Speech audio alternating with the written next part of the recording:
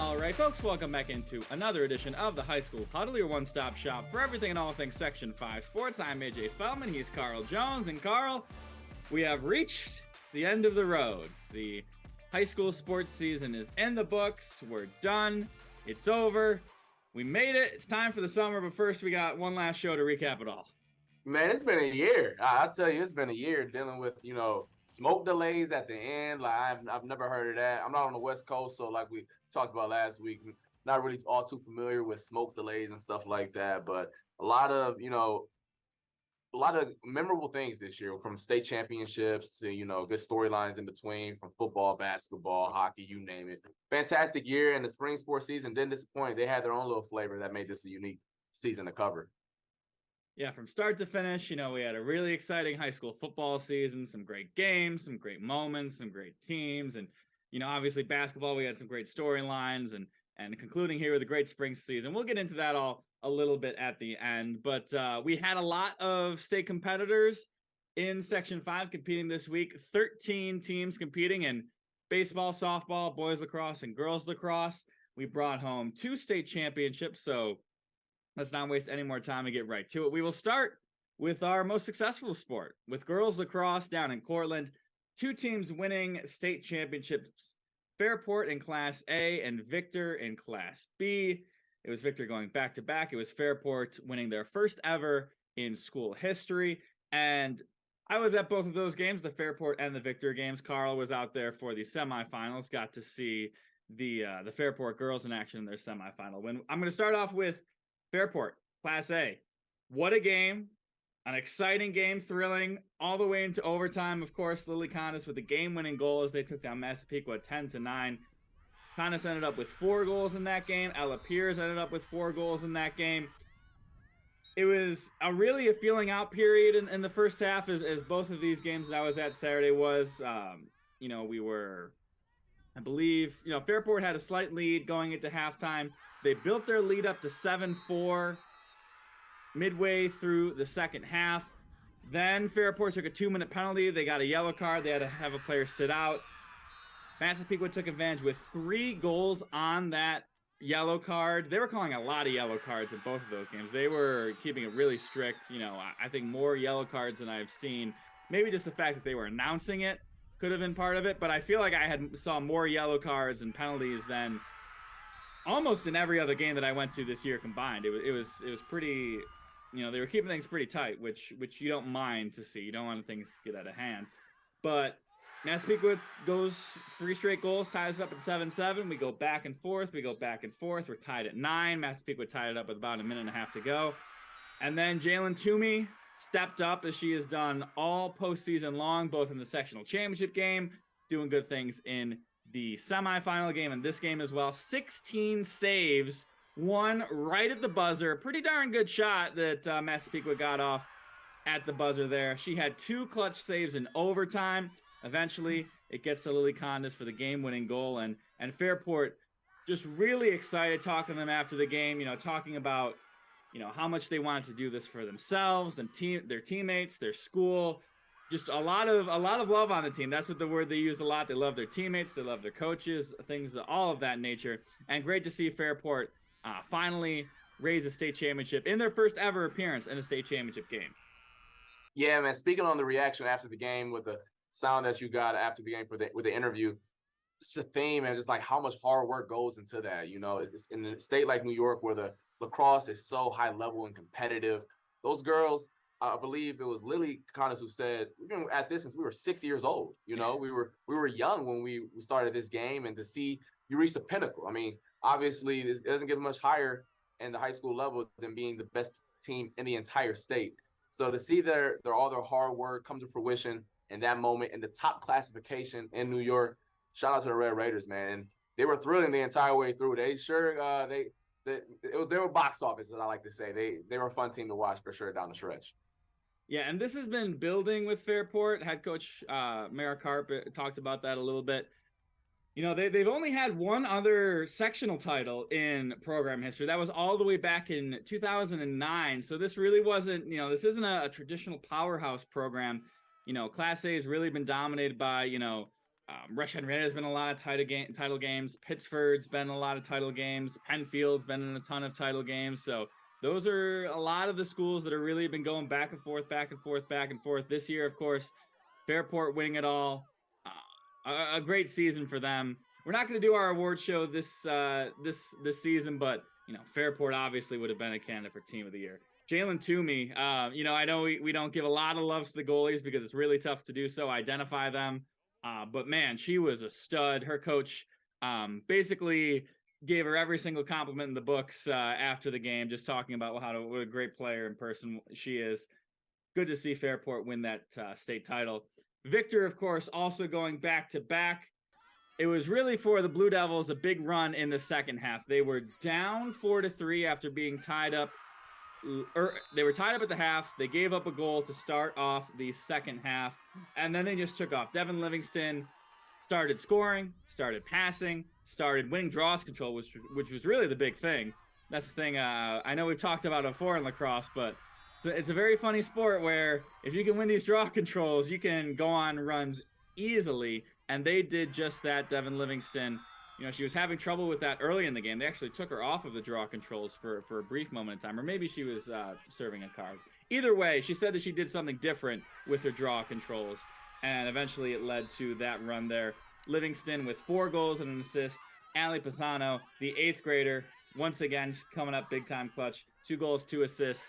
And the thing that really stood out for me in this Victor game was the fact that A, they only had 2 seniors in their starting lineup, and B, Devin Livingston, I was interviewing after the game. She's like, yeah, we only had 2 seniors in our starting lineup. And I asked her the question, like, oh yeah, what did it mean to be like one of those seniors in the starting lineup, like help all these underclassmen? And she very artfully danced around the question because the fact that she is a junior, she is not a senior. So she's got 1 more year at this thing. They're going to bring back almost the entire team. Watch out. Class B, it might be a 3-peat next year. Man, Blue Devils did their thing this year. And speaking of Devin Livingston, I think the thing that stood out to most to me post-game in an interview, legacy. Like, that's not a word that, that holds weight. That's a word that when you don't throw around lightly. And the fact that she threw that out there, I commend her for that. I mean, and the coach didn't shy away from it, saying after the game, Victor is here to stay. We're showing New York State, the entire state, not just Section 5, the entire state, who we are. I love that. I love that energy. We don't run away from no narratives. We don't run away from anything. We take all that and wear it proudly. So when they said that, I'm like, I love that. I love a team who is aware of what they're in. I mean, obviously, everyone knows Victor's good, but they're not hiding. They're not shy about it. Yeah, we're trying to build something special here that 20, 30 years from now, y'all look in that gym and it's like, dang, y'all remember them early 2000 Blue Devils? Remember that run they went on? How crazy they were? That's what they're trying to complete right now, and they're doing a darn good job of doing it. Yeah, legacy is not a word we hear tossed around too much in high school sports. It's more, Skip and Shannon and Stephen A. talking about legacy and whatnot. But, props to them to embracing that. And, because that adds some weight to it. We high school sports, they're fun. They're this, they're that. We always but man, we're trying to build a legacy here. That is something different. And now, and we'll get into it in just a little bit, a lot of the times we phrase these conversations about Victor girls lacrosse, and I made sure I didn't want to do this in my post-game interviews. A lot of time we phrase them in oh, you see what the boys are doing? Does it feel good to match them? Well, now it's the other way around. The Victor boys, they're second tier in those hallways. Obviously they're happy for each other. They support each other. But the shoe's on the other foot a little bit at Victor High School now. We did have 2 other teams make it to girls lacrosse, the state semifinals, both coming up short in those semifinal games. HFL lost 10-8 to John Jay. Did show a heck of a lot of resiliency. They were down 9-4 at the half. They only gave up 1 goal in that second half. They get within 2, but just can't buy themselves another as many possessions as they needed. And then Penyan falling in their game as well. They were tied up 4-4 early. Eventually, they got down 13-7 at the half to the defending Class D champs from Bronxville. But once again, this is a team that's going to bring back a ton. Bailey Cooper, just a freshman, and they only have 1 senior on their entire roster. So Penyan is going to be a force to be reckoned with for years to come in girls lacrosse. Heading over to the boys lacrosse side, Carl's going to take us away here, where we had a lot of interesting, exciting, suspenseful games, and unfortunately, no state championships for Section 5. Yeah, no state championships, but a lot of these teams are champions. All these teams, excuse me, are champions for the seasons that they had. Starting in Class A, Pittsburgh falling short to the eventual state champs, Baldwinsville 7-6. Pittsburgh was down 7-4 early in the fourth quarter, scored 2 early goals, but then just weren't able to get the equalizer the rest of the way. Rex Kesselring and then Ian Erskine with 2 goals apiece. No shame losing to the eventual state champs, but Pittsburgh, fantastic year. Their 6th sectional title. Funky week, obviously dealing with the smoke and how their games all got canceled, but they battled through that. They didn't use it as an excuse, and sometimes the cookie crumbles the way it does, and you take it on the chin. It's a fantastic team, a bunch of seniors, so this is probably their last hurrah for that group. But fun team to cover, and speaking to them earlier in the week, really unique group of guys. Yeah, and the other thing about, these semifinal games where we had 3 teams lose on the boys' side, a lot of rain in these games. For various times, it was coming down hard. Carl, you can speak better to that because you were the one actually out there, but it changes the game and adjusts the game a little bit. I'm sure they're not making excuses, but certainly another variable they weren't really expecting to get tossed in there. Yeah, it actually did rain, I believe, actually at the girl game I was at, and then it rained a little bit at the Victor game, but Victor took care of business. Yeah. We'll go right into that. Class B. Victor took care of business in their semifinal matchup against West Genesee, who apparently was a power back in their day. But now Victor said, nah, that's our job. That's our title now in upstate New York. But unfortunately, the Blue Devils fell short in the state championship game to Garden City 9-8. Speaking of comebacks, they were down 9-4 in the fourth. And then the Blue Devils, they're not going to quit. Not going to give lie down at all. Stormed back, scoring 4 goals. Just couldn't get the 9th. They had a chance with about 10 seconds to go. Shot just couldn't find the back of the net. But once again, this was a fantastic team to cover. Someone like myself who, wasn't really well versed in lacrosse as a kid. Maybe saw a stick like twice in my life. But being able to see this team up close and personal, 18 kids on this team will eventually play at the collegiate level. That is unheard of. As we talked about in previous episodes, many episodes ago, there's 10 guys on the field. That means they backups are going to play at the collegiate level. This Blue Devils team is going to go down in Section 5 as one of the best ever. No shame in losing to Garden City, back-to-back state champs for them, but sometimes it's the way it is. But the Blue Devils, nothing to hold y'all head down about, man. Fantastic year. Yeah, there's obviously a lot of controversy around this game with, Victor having graduation on Sunday night and having an initial agreement to move the game earlier in the morning. Then Garden City, their semifinal game got delayed, so they got back late. Then they kind of went back on what they shook agree on. I don't have too much trouble with Garden City, doing all of that. Honestly, if you want to, pick a bone with something, I would rather see these state championships not being played all the way out in Long Island. Like, we've got Syracuse, we've got Albany, we've got, to maybe a lesser extent, Rochester. I really don't see why any of these state tournaments have to be in New York City, on Long Island. Maybe the one I get is tennis, because then they're playing at the US Open venue. That's pretty darn cool. But do we really have to be at Hofstra to play these state championship games? We were just at University of Albany for the semifinal games. I know it does have to do with schools that apply. You have to, they can't just force a state championship on somebody. They used to be at St. John Fisher for boys lacrosse, so I don't know if they didn't want to do that. But I think New York State can do a little bit better job of sticking things in the middle of the state. You got a big state here, and you got a lot of cities in the middle of it. Let's play there. Yeah, softball, the same thing. They were downstate this weekend as well, right? Yeah, Long Island. Yeah, so that ain't cool, man. Especially, and that ain't the reason why these teams losing. But come on, man, we had 7-hour drive for a state championship game while someone else is in their backyard. Come on, man. And the softball thing, they're playing on fields that aren't lined for softball. It's like a turf field, but it seems like they're playing, you're playing with your 7-year-old kids and you're like, oh, let's move the bases in. Let's play a little kickball. It just looks weird. I mean, maybe they love the location there. I don't know. I haven't really talked to any softball people about that, but we got a big state. and we got a lot of cities in the center of it. I mean, we both love Albany, Carl. Let's go. Let's just put it. Speak for yourself on loving Albany, AJ. I'll say that. And if anyone at home, y'all from Albany, I digress. On to the rest of the lacrosse action this weekend from the boys' side. HFL fell short to Janesville DeWitt, 13-5. They were actually only down 6-4 after the first quarter, but JD pulled away the rest of the way. I believe outscoring them 7-1. Once again, HFL first trip to the Final Four, though, so that's a successful season in its own right, and just their second brick in school history. Hasn't had as much success as the girls side of late. So the Cougars, shout out to y'all boys, Chase Perriman, a lot of fun goals as you scored this year, so it was dope to cover you. And then also in Class D, Penyan falling short to Marcellus in the semifinal as well. That game was a little interesting. I had no idea how the game turned out until I believe well after our 11 o'clock newscast on Saturday.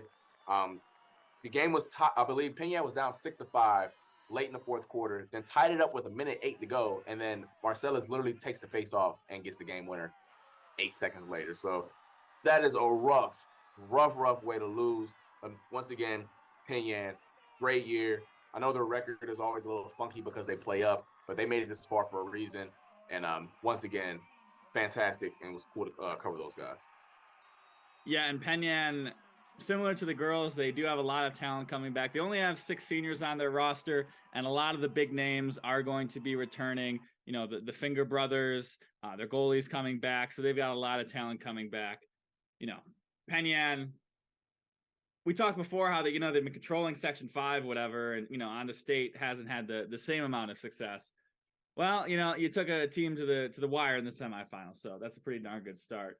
A really exciting season for Section 5 lacrosse. We had 2 state champs, just the second time that has ever been done in girls lacrosse history, and obviously the boys had a really fun season, Carl.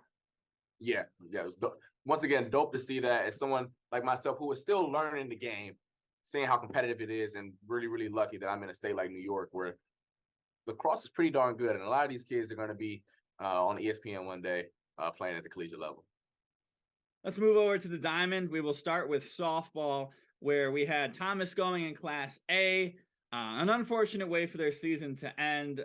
They fell to Troy, where they had a 1-0 lead for much of the game. Maddie Thromulus, I've probably pronounced her name 12 different times. She hit a home run, her first of the season, to give themselves a lead. They were in the 6th inning. They had 2 outs, and then just unfortunately the wheels kind of fell off the trains there. They had 5 errors in the inning. Some missed throws, some misplayed balls, dropped pop flies.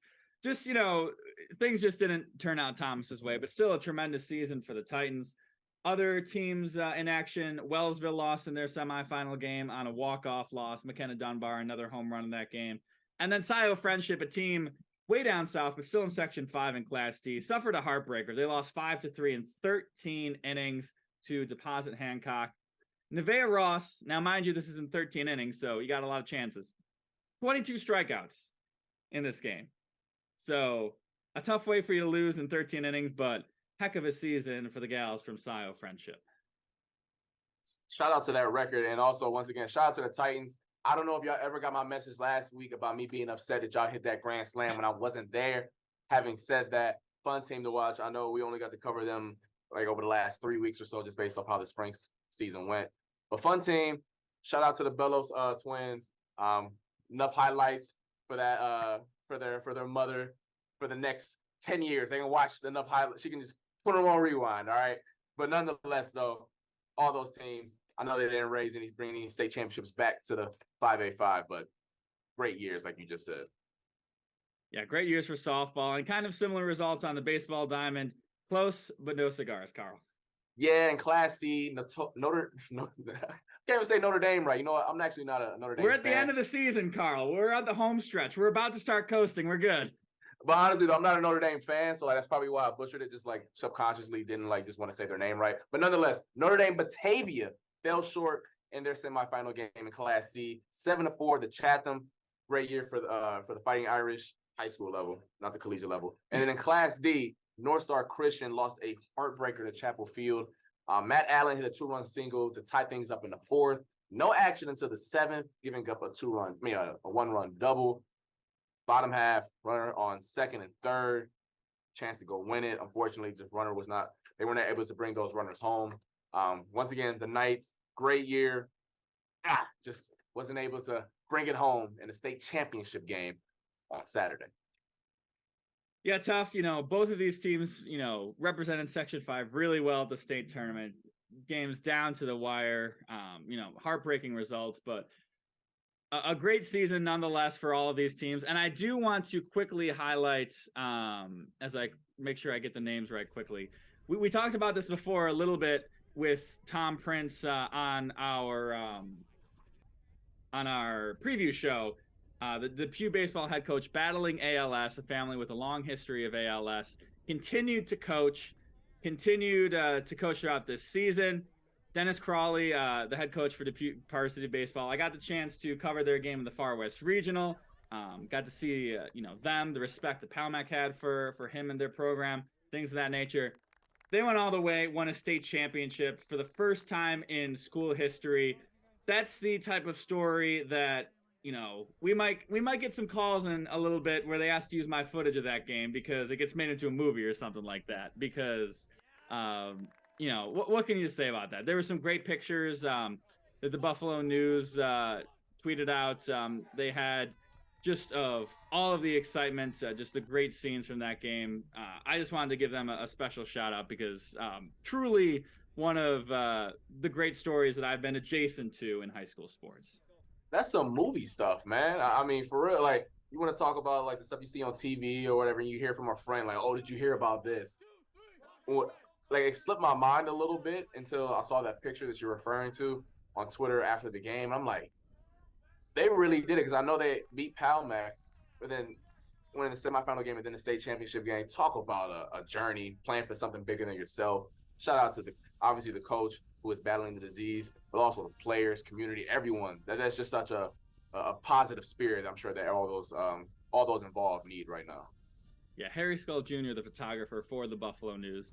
And I got to say, I'm pretty stingy on my likes on Twitter. I like to keep, it's an exclusive list to get liked by one of my tweets. Like, I was just, damn. Like, that was something.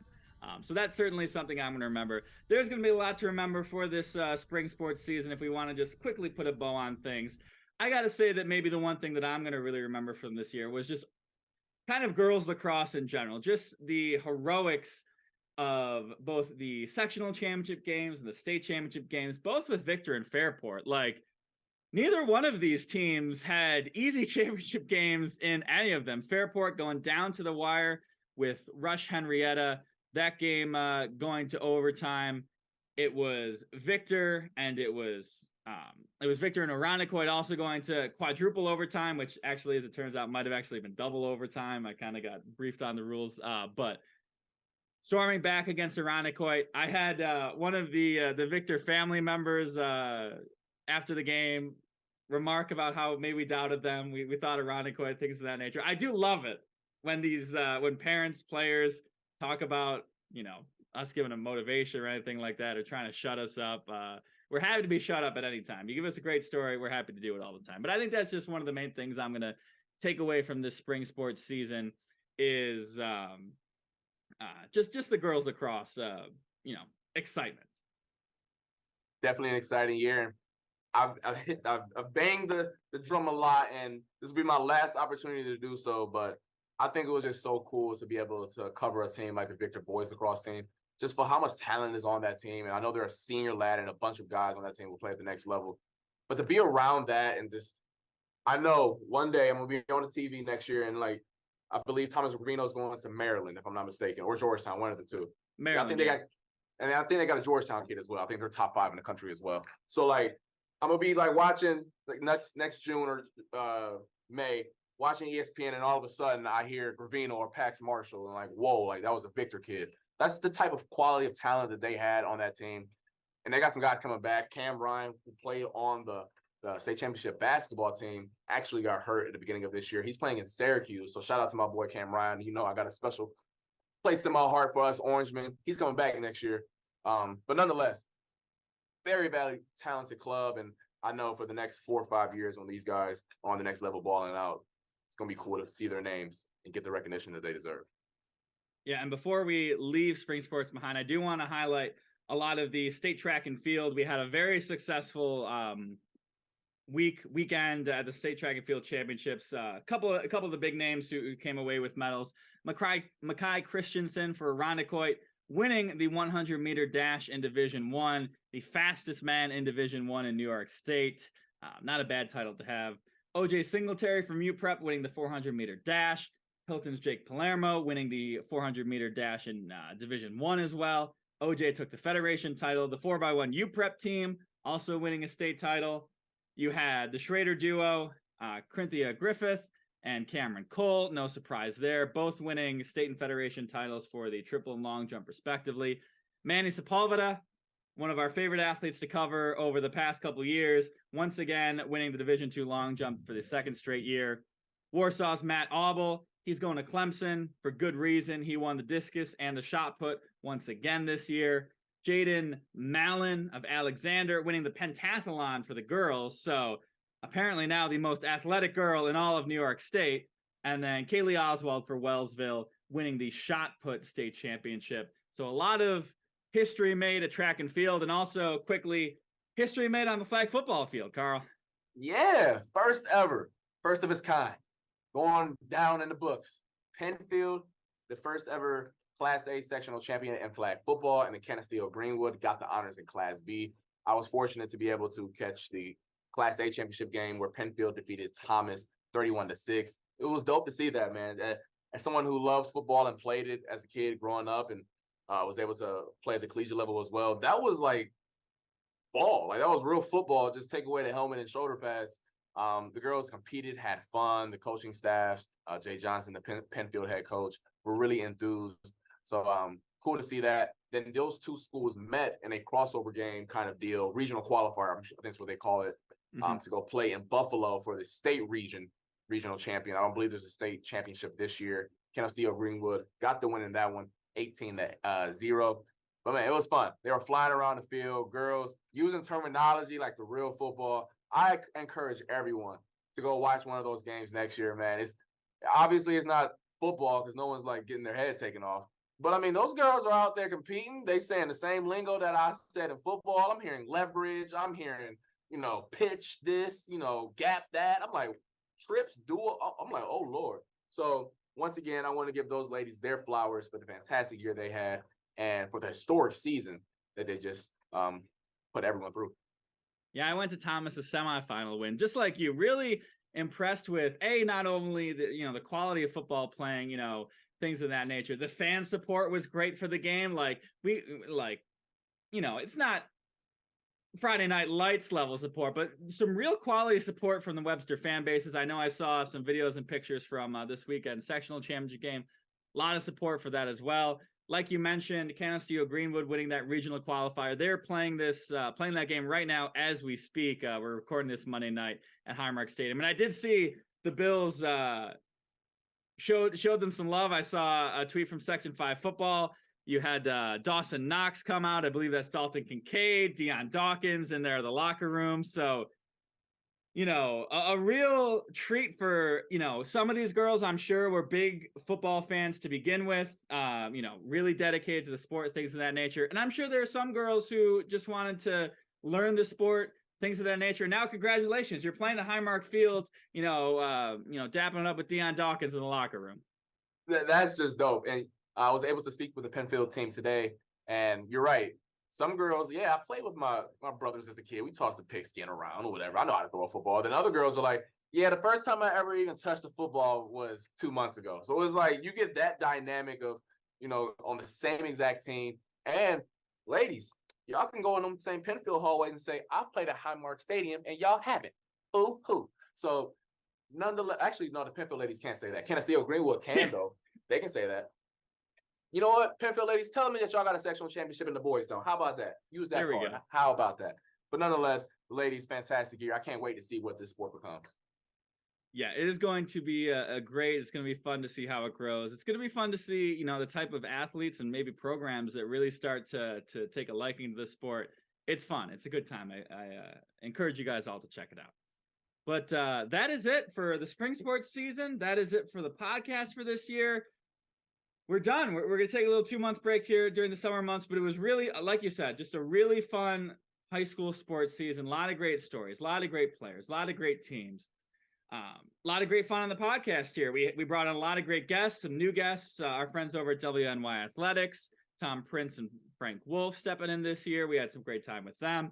Of course, Karen and Gerard Iglesia from Primetime coming on our show as well. Always a great time there.